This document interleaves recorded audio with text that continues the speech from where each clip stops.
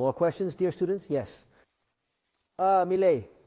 Well, Mr. Milei, well, it must be said that I have thousands of disciples. The vast majority of them have never been involved in politics, and I discourage them from going into politics.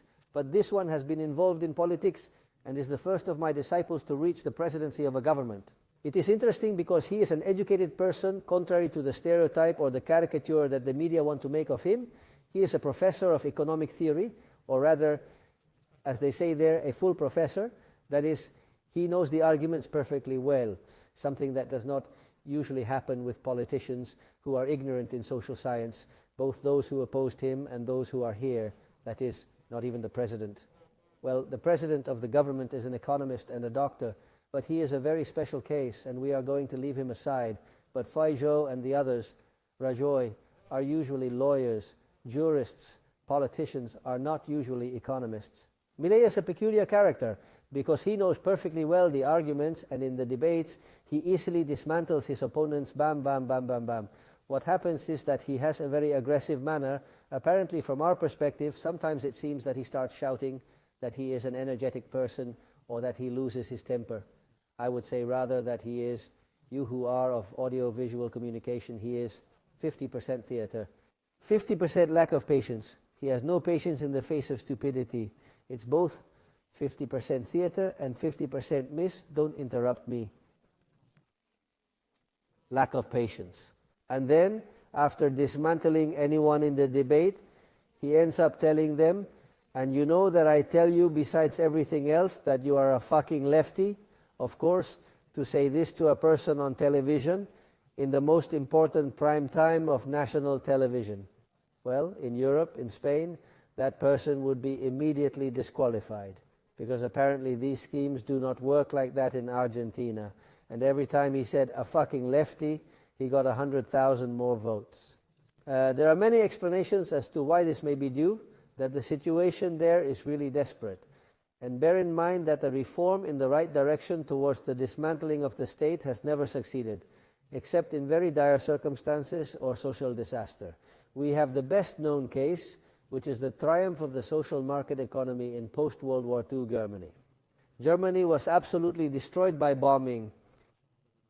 In a situation of overwhelm, all the cities turned into rubble. The Allies dropped millions of tons of bombs on Germany, and there was a general shortage of all basic necessities: bread, butter, potatoes, and physical hunger.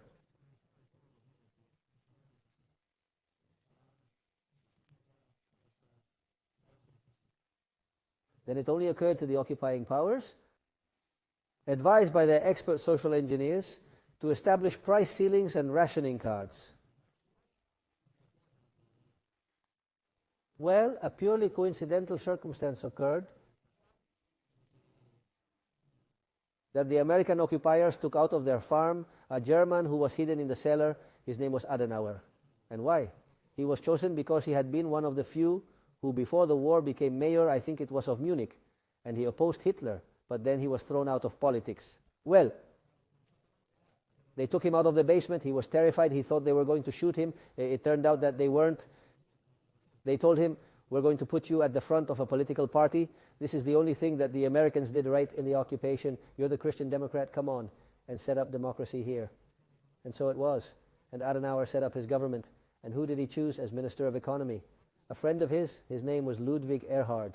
Erhard had been a student of Robke and Mises, the author of our textbook, and Erhard knew the theory. Then one weekend he convinces Adenauer, tells him that everything that the occupying policies are doing is madness and that a radical reform is needed, a radical change of direction, absolute shock therapy. They enact a decree published at 8 o'clock the following Monday morning, which says, sole article, all maximum and minimum prices, all intervention and all rationing cards are eliminated in the Federal Republic of Germany. Article, first and only.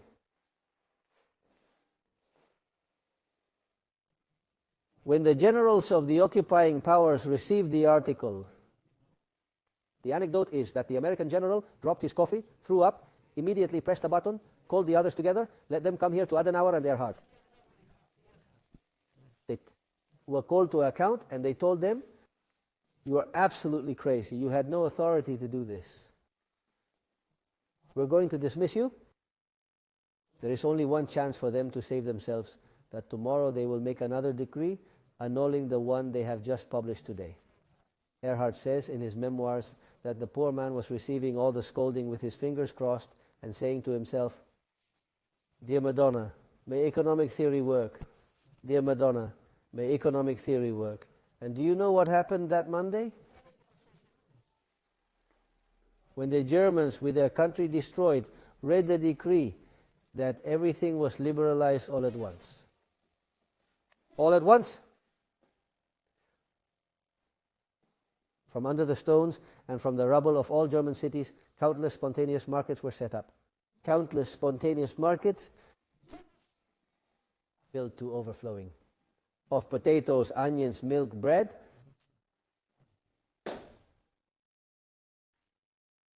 And it was so obvious that the occupying powers had to take it upon themselves. And that was the beginning of the so-called German economic miracle, the German Wirtschaft, economy, Wunder, miracle. How could such a radical liberalization measure be taken? Because the country was plunged into a situation of tremendous tragedy. Margaret Thatcher, another case, England sunk. From being the head of an empire, she begins to be the victim of interventionism and socialism.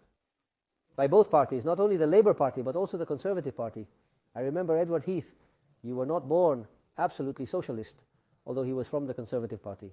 It was losing points and positions until England's per capita income fell below that of Italy. Just look at the situation. A country totally destroyed in the hands of the trade unions, which set and undid governments as they pleased. It was such a tragic situation that only in that context can it be understood that Margaret Thatcher came out ahead, won the elections, and also carried out a radical reform. She put an end to all the privileges of the unions and liberalized all the markets in one fell swoop. She was very clever. She had previously accumulated coal in abundance to be able to spend the winter and avoid the blackmail of the unions, leaving the whole population without heating. And here comes the triumph of Thatcher's liberal conservative revolution in England and Ronald Reagan's in the United States. And before the elections, I wondered, would the situation in Argentina be so catastrophic that a turnaround in the elections could take place? And it seems to be so. The situation is tremendous. 150% inflation, 50% poverty, people looking for the garbage cans, etc. All the result of socialism, because all the measures of redistribution, intervention, etc. have been tried there. Tremendous. Well, it seems that yes, now Milei is taking a gamble, because one of two things. Either he takes all the measures immediately via decree, all at once, in shock therapy plan, the next day or the next week, or else he is lost. It will happen to him, as it happened to Macri, his predecessor. He will be a failure, and furthermore, this failure will be blamed on the ideas of freedom. We are at a key moment from a historical point of view. Notwithstanding this, I have to say that to my great joy, I have followed the elections and I have followed the comments of Televisión Nacional. What Televisión Nacional has done has been shameful, inviting enemies of of Milei, contacting the one who has written the biography, El Loco, everybody interpreting that he is a madman, an unhinged person, etc.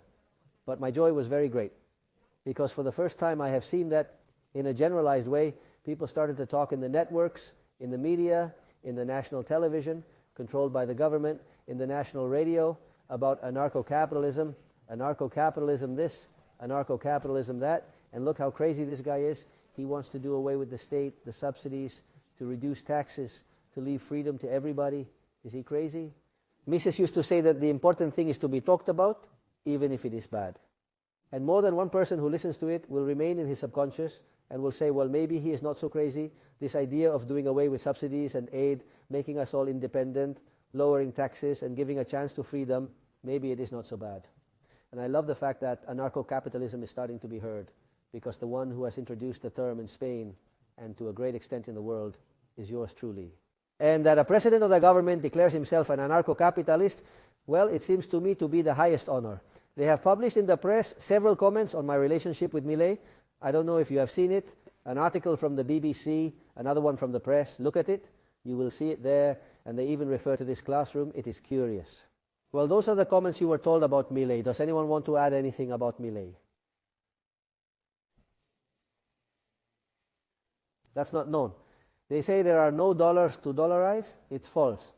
2 years ago, the official relation, peso dollar, was 25 pesos to $1. Today, in the black market, it is 925 pesos to $1. If Milei eliminates, there are 27 different exchange rates. It is an incredible thing. 27 different exchange rates.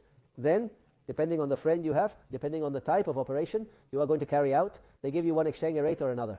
The bureaucratic officials with political influence make a millionaire out of one and destroy the life of another, depending on whether they give you permission to export or import with one exchange rate or another. The first rule they have to do is all exchange rates are unified at the market rate, which is the black market rate, and I guarantee you, at 1,000 pesos to the dollar, Argentine goods and services are so infinitely cheap.